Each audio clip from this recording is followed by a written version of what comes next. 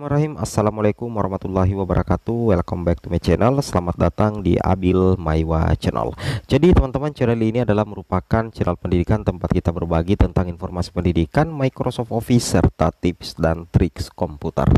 Baik teman-teman ya, pada video kali ini kembali lagi admin akan mencoba mengupdate ya informasi terbaru seputar perkembangan P3K Guru formasi tahun 2023. Yang mana yang akan kita jawab di sini adalah skema perankingan nilai tertinggi penentu kelulusan P2 P3 P3K 2023 langsung dari Kemenpan RB. Jadi di sini ada pernyataan atau pemaparan dari Kemenpan RB perihal penentu kelulusan bagi P2 P3 P4 P3K Guru 2023 termasuk skema perankingan dan juga termasuk perhitungan nilai afirmasi cerdik untuk pelamar umum dan pelamar kebutuhan khusus. Tapi sebelum kita lanjut teman-teman ya, sebelum kita lanjut, bagi rekan-rekan guru yang baru pertama kali mampir, tombol subscribe dan aktifkan lonceng notifikasinya agar setiap hari Bapak Ibu bisa mendapatkan update informasi terbaru seputar perkembangan P3K Guru. Baik, tanpa berlama-lama lagi kita langsung saja teman-teman ya, to the point ke informasinya. Jadi di sini teman-teman ya, kita akan membahas langsung secara detail ya, bahwasanya untuk mekanisme seleksi P3K Guru 2023 teman-teman tentunya sudah mengikuti seleksi menggunakan CAT teman-teman. Nah, untuk tahapan pengisian formasi itu nantinya dilakukan berdasarkan urutan kategori pelamar sepanjang kebutuhan dan formasi tersedia. Jadi teman-teman yang harus Bapak Ibu ketahui bahwa untuk tahap pengisian formasi itu dimulai urutannya mulai dari guru lulus passing grade 2021, yang mana urutan prioritasnya itu dimulai juga untuk THK 2, guru negeri, PPG dan swasta. Nah, nantinya jika masih tersedia formasi teman-teman ya untuk kebutuhan dan formasi, nantinya lanjut untuk penempatan P2 atau dikenal dengan istilah THK 2. Nah, nantinya jika masih tersedia kebutuhan dan formasi, lanjut untuk P3 atau guru honorer negeri masa kerja lebih 3 tahun ke atas ya. Nah, jika masih tersedia formasi maka lanjut untuk P4 teman-teman. Nah, bagaimana skema perankingannya berdasarkan nilai ranking tertinggi? Di sini teman-teman perhatikan, ini adalah hasil seleksi P3K Guru 2023 ilustrasinya. Di sini sudah ada 5 peringkat ya, ada peringkat 1, peringkat 2, peringkat 3, peringkat 4 dan peringkat 5. Yang menjadi peringkat pertama di sini adalah THK 2 dengan total nilai 430, dia peringkat 1 dan dia masuk dalam kategori P2. Padahal nilainya rendah teman-teman ya, nilai rendah tapi dia peringkat 1 karena dia unggul dari urutan kategori karena dia P2. Disusul guru honorer negeri dengan masa kerja 3 tahun ke atas, total nilainya 450, dia peringkat kedua teman-teman. Dan peringkat ketiga ada guru honorer negeri, total nilai 440, dia peringkat 3. Kemudian peringkat 4 itu ada lulusan PPG pelamar umum ya dengan total nilai 500 termasuk afirmasi 100% ya karena punya cerdik, justru berada di peringkat 4. Sedangkan peringkat 5 ada guru non ASN ya, swasta kayaknya ini ya, 470 nilai. Total nilainya 470. Nah, yang kebetulan di sini dibuka 2 formasi teman-teman, dan yang lulus mengisi formasi ini 2 orang, yaitu THK 2 atau P2 dengan P3, masing-masing menempati peringkat 1 dan masing-masing peringkat 2. Padahal nilainya rendah, dia bisa lolos meskipun nilainya rendah karena unggul dari segi kategori. Nah, kalau penempatannya untuk guru honor negeri dengan masa kerja 3 tahun ke atas itu ternyata ditempatkan di sekolah induknya. Dia ditempatkan di sekolah induknya karena di sekolah induknya itu masih terdapat kebutuhan. Nah, di sekolah induk guru P3 ini ternyata ada kebutuhannya teman-teman. Ada kebutuhan formasi yang linear dengan serdiknya ataupun ijazah dari P3 ini. Otomatis P3 ini ditempatkan di sekolah induknya karena memang masih terdapat kebutuhan. Jadi pelamar P2 P3 kalau misalkan ada kebutuhan di sekolah induk, itu teman-teman diprioritaskan ditempatkan di sekolah induk. Hasil dari pendistribusian penempatan. Nah, bagaimana dengan yang peringkat 1 ini yaitu THK 2? Dengan total nilai 430, ternyata di sekolah B-nya itu sudah tidak ada kebutuhan dan bahkan kelebihan guru, sehingga otomatis guru P2 ini itu tidak bisa tidak bisa ditempatkan di sekolah induknya, yaitu di sekolah B. Nah, solusinya adalah karena sekolah induk sekolah B ini sudah kelebihan guru, maka harus dicarikan atau ditempatkan di sekolah yang masih membutuhkan guru, sehingga didapatlah sekolah C. Nah, jadi P2 ini ditempatkan di sekolah C. Nah, di sekolah C itu kebutuhannya satu, honornya tidak ada. Berarti THK ini ditempatkan sekolah C dan tidak bisa menggeser guru honorer. Ingat teman-teman ya, di seleksi P3K Guru tahun 2023 tidak ada istilah menggeser guru honorer induk ya. Tidak ada istilah teman-teman. Jadi tidak ada istilah menggeser guru honorer induk.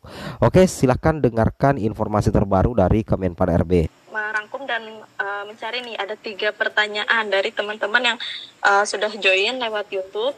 Yang pertama, mungkin ini saya bacakan dulu ya, ketiga pertanyaannya, nanti boleh langsung dijawab oleh Ibu Dewi. Yang pertama ada dari Hasta Kembara. Pertanyaannya adalah, apakah ada afirmasi bagi peserta yang melamar di tempat kerja sendiri, itu bagi tenaga teknis? Lalu yang kedua ada pertanyaan dari Suryati Siagian.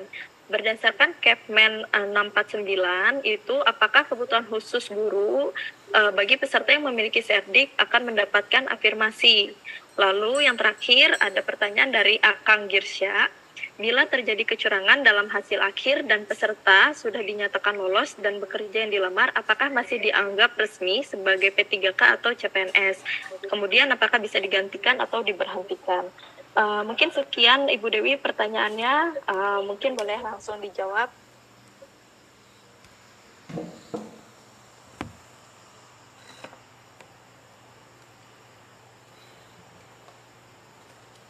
Baik, terima kasih Bapak Ibu atas pertanyaannya. Izin menjawab. Yang pertama tadi adalah terkait pelamar yang saat ini sudah bekerja di instansi pemerintah. Apakah ada afirmasi gitu? Nah, untuk seperti kebijakan yang sudah kami sampaikan bahwa tahun ini Menpan memang memprioritaskan gitu ya terkait pelayanan dasar. Yang pertama itu adalah terkait guru dan juga nakes, dan juga dengan mengoptimalkan untuk mengoptimalkan gitu ya, diisi oleh non-ASN yang memang saat ini sudah bekerja di instansi pemerintah, seperti itu Bapak Ibu. Jadi memang tadi untuk untuk memprioritaskannya gitu ya, kami tuangkan ke dalam Kepmen 648 terkait mekanisme seleksi P3K untuk JF, bahwa memang formasinya ini kami bedakan 80% untuk formasi khusus dan 20% untuk formasi umum, yang mana formasi khusus ini hanya bisa dilamar oleh ex-THK 2 yang terdaftar di BKN dan juga pelamar yang saat ini sudah mengabdi gitu ya di instansi pemerintah minimal 2 tahun berturut-turut. Jadi kalau tadi yang Ibu sampaikan apabila saat ini sudah bekerja di instansi pemerintah, apakah ada afirmasi? Ya, afirmasinya itu Bapak Ibu, ada formasi khusus yang memang kami khususkan gitu ya untuk pelamar yang saat ini memang sudah bekerja di instansi pemerintah. Dan untuk afirmasinya adalah yang bersangkutan bisa mengikuti seleksi tanpa adanya nilai ambang batas gitu. Jadi berapapun gitu ya nilai yang Bapak Ibu peroleh gitu ya, itu nantinya akan di ranking berdasarkan di jabatan yang Bapak Ibu lamar. Nah, yang peringkat tertinggi itulah yang akan diterima sebagai ASN. Jadi tidak ada lagi nilai ambang batas untuk di formasi khusus. Jadi mungkin yang di sini kami tekankan gitu ya, dipastikan saja bahwa Bapak Ibu yang sudah melamar, yang sudah saat ini sudah bekerja di instansi pemerintah, monggo dimaksimalkan gitu ya privilege-nya untuk melamar di formasi khusus gitu. Karena apabila Bapak Ibu saat ini sudah bekerja di instansi pemerintah tapi melamarnya di formasi umum, maka privilege-nya ini nggak dapat gitu ya terkait nilai ambang batas ini. Tapi kalau Bapak Ibu memang saat ini sudah bekerja di instansi pemerintah dan melamar di formasi khusus, maka privilege-nya adalah tadi tidak dikenakan nilai ambang batas kelulusan berdasarkan peringkat nilai tertinggi seperti itu. Kemudian izin Bu Fatima, mungkin yang pertanyaan kedua tadi bisa diulang? Ya, izin pertanyaannya tadi adalah berdasarkan Kepmen Pan RB nomor 649 itu, apakah kebutuhan khusus guru yang memiliki Serdik itu akan mendapatkan afirmasi? Jadi ini untuk tenaga guru Mbak Dewi. Baik, terima kasih. Ini terkait guru yang memiliki sertifikat pendidik ya Bapak Ibu. Jadi apabila guru yang bersangkutan gitu ya yang memiliki sertifikat pendidik melamar pada formasi umum gitu ya, maka Serdik ini akan kami berikan rewards gitu ya, yang mana dia nilai kompetensi teknisnya itu akan nilai maksimal, yaitu 100%.